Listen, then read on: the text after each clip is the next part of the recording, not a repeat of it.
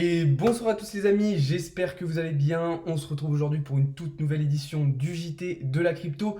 Je commence tout de suite par m'excuser, cet après-midi on devait y avoir un live de 15h à 18h, un live trading. Malheureusement j'ai eu un petit souci technique donc on n'a pas pu faire le live. Ne vous inquiétez pas, on va refaire ça très rapidement, il n'y a pas de souci. Et aujourd'hui on va pouvoir parler de beaucoup de choses parce qu'il y a beaucoup d'actu et beaucoup de choses à dire aussi sur le marché. Juste avant de commencer, comme d'habitude, je vous invite à vous abonner si ce n'est pas déjà fait et surtout à rejoindre le serveur Discord. Vous avez le lien dans la description. Allez, c'est parti, on commence tout de suite. Comme vous le savez, milieu de semaine, un début de semaine assez mouvementé sur le marché crypto avec un Bitcoin qui avait très bien performé lundi et qui a été beaucoup plus en difficulté hier. Aujourd'hui, beaucoup moins de volatilité, comme on le voit ici avec quelques bougies H4 qui ont été relativement peu volatiles. Du côté de l'indice Fear and Greed, un indice à 23. Rien ne change, on reste dans un niveau de peur extrême. Et du côté de l'indicateur Blockchain Whisper, les longs ont toujours un léger avantage sur les shorts. Comme je vous le disais, du coup, un début de semaine vert, vous le voyez ici, et puis rouge hier avec une journée qui a notamment été impactée par les actualités macroéconomiques. Ça nous a permis de prendre une belle position en short et de venir chercher toutes les targets qu'on s'était fixées. Maintenant, la question, ça va être quoi? Ça va être de savoir, est-ce que ici, on va rebondir de nouveau sur le support des 19 000 $, comme on l'avait fait le week-end dernier, ou est-ce qu'on va le casser pour revenir s'appuyer une nouvelle fois sur les 18 800 $? Moi, vous le savez, à court terme, mon scénario est relativement baissier. Je considère qu'on n'a pas encore terminé la phase correctionnelle et qu'on pourrait venir chercher de la liquidité en direction des 17 500 $. Maintenant, vous le savez, la situation est très complexe. On est aussi dépendant des marchés financiers traditionnels et notamment du dollar. Ça, si vous voulez comprendre un petit peu plus en détail, je vous conseille d'aller voir les dernières vidéos que je vous ai fait sur la chaîne YouTube où vraiment je vous explique ça en profondeur. Bon, l'avantage de tout ça, c'est que ça crée quand même pas mal de volatilité sur le marché et du coup, ça nous permet de prendre pas mal de positions avec certains altcoins qui sont dans des très bonnes configurations. Je pense notamment au FTM sur lequel on a pu enchaîner un long puis en short, ENS sur lequel on s'est positionné aussi en short suite à la cassure de ce range, ou encore le XRP sur lequel on s'était positionné suite au rejet ici sur la résistance. Si vous voulez profiter de toutes ces opportunités, toutes ces analyses, toutes ces prises de position, je vous invite encore une fois à rejoindre le serveur Discord parce que c'est vraiment là-bas que je vous partage l'intégralité de mon contenu. Je vous invite aussi à regarder un petit peu tous mes réseaux sociaux parce que je vous partage du contenu un petit peu de partout. Donc voilà un petit peu ce qu'on pouvait dire sur le marché. Maintenant, si je pouvais vous donner un conseil, parce que des analyses, je vous en partage à longueur de journée, ça va être d'essayer de se concentrer et d'identifier en fait des cryptos qui sont dans des configurations fortes ou faibles. Ok, ça fait un moment que je vous le dis. C'est vrai que dans des phases comme ça, où on a un Bitcoin qui est dans un range qui fluctue relativement peu, on a quand même sur le marché des altcoins qui performent de manière un petit peu indépendante. Certaines semaines, on va voir des crypto-monnaies comme le XRP qui vont très bien performer, ou encore Matic, sur lequel on s'était positionné le week-end dernier, je vous le rappelle.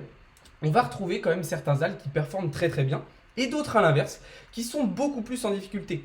Et une fois qu'on va avoir identifié justement ces cryptos-là, qu'on va identifier leurs forces et leurs tendances globales, on va pouvoir se positionner en long ou en short et donc profiter de ce marché un petit peu hétérogène par moment.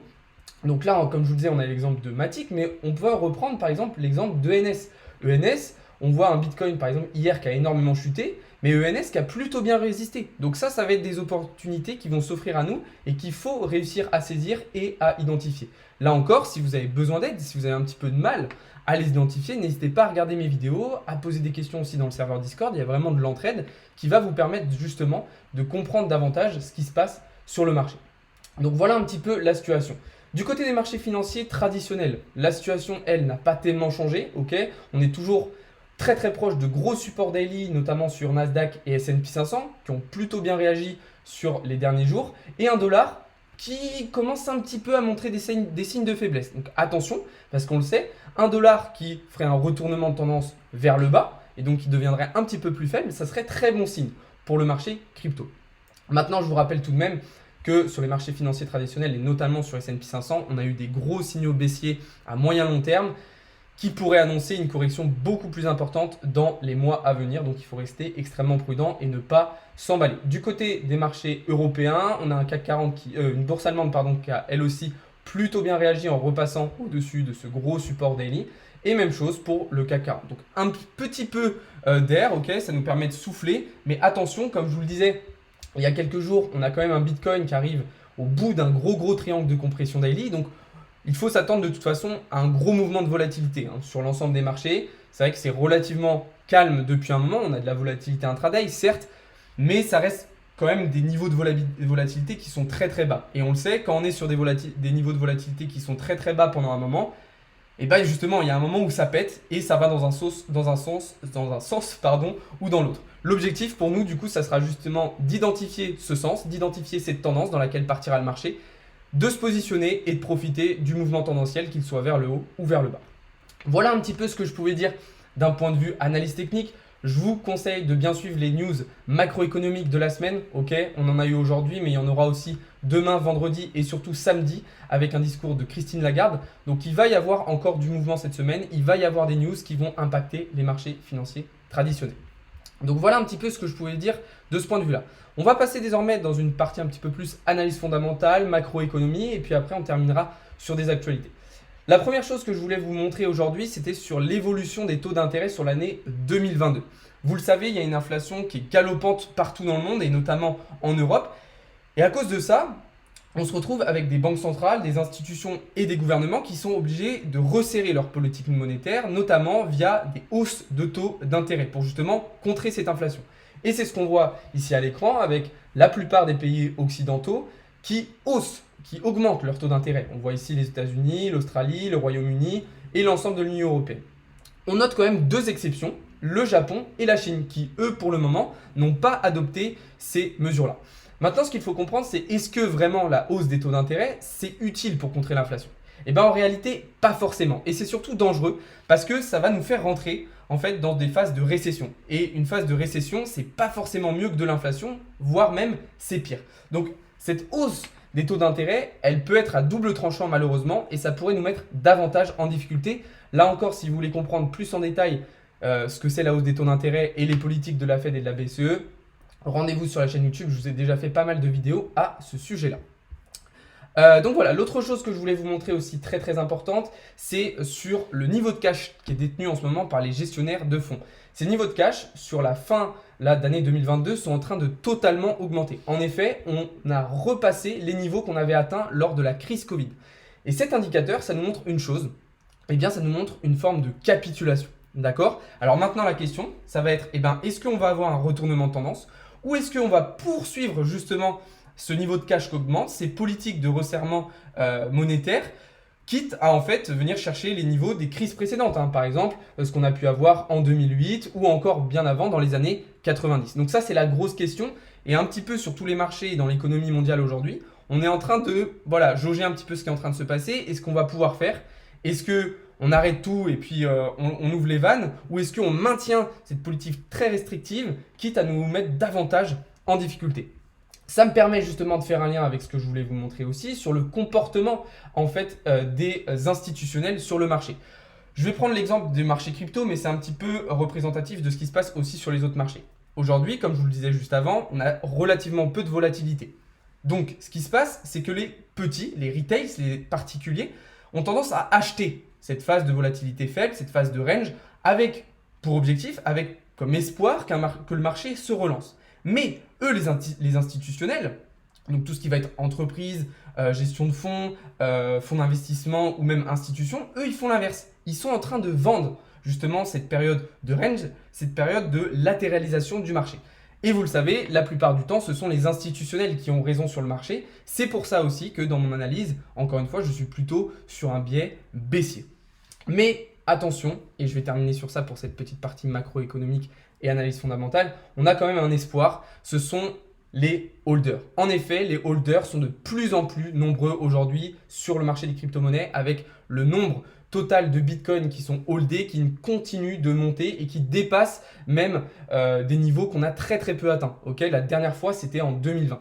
Donc ça, c'est une très très bonne nouvelle parce que ça veut dire qu'on a encore des gros investisseurs qui ont confiance dans le marché et on a besoin de ces gens qui ont confiance dans le marché pour qu'un jour, justement, le marché se relance. Voilà, on va pouvoir désormais passer dans la troisième et dernière partie de cette vidéo concernant de l'actualité avec quelques petites actus très sympas, notamment en vue de la Coupe du Monde de football au Qatar qui va arriver dans quelques semaines maintenant.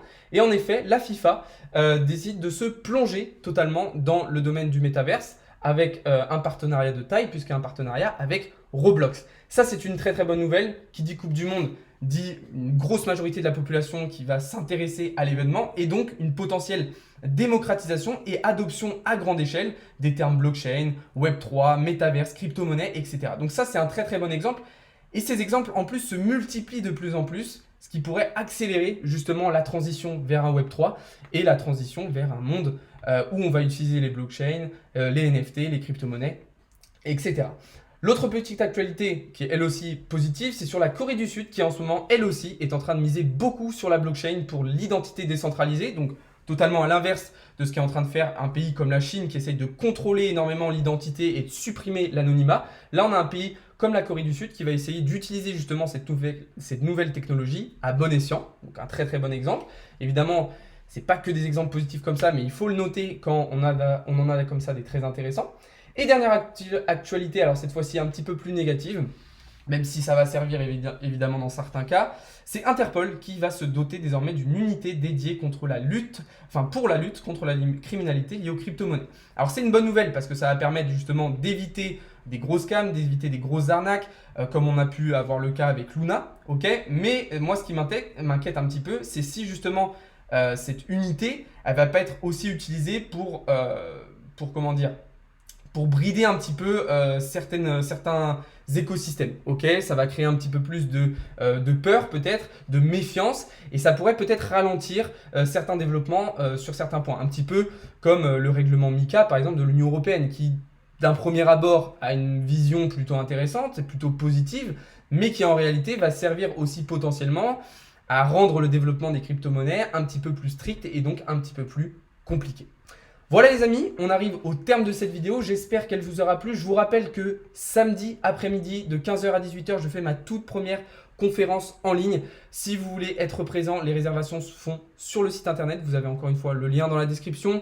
Pour ceux qui veulent rejoindre le serveur Discord, vraiment, je vous invite à le faire. C'est très très important. Et pour ceux qui veulent se lancer dans d'autres types d'investissements, il y a toujours le trading automatisé avec Harmonia ou encore les formations e-commerce. Je vous laisse être curieux. Faites-le, allez checker un petit peu dans mon Linktree toutes les opportunités qui vont s'offrir à vous parce que je vous en présente énormément. Sur ce, je vous souhaite à toutes et à tous une très très bonne soirée. Merci beaucoup d'avoir regardé la vidéo. N'oubliez pas de vous abonner et de lâcher un petit pouce bleu si la vidéo vous aura plu. Salut à tous, c'était Alex de Crypto Learning.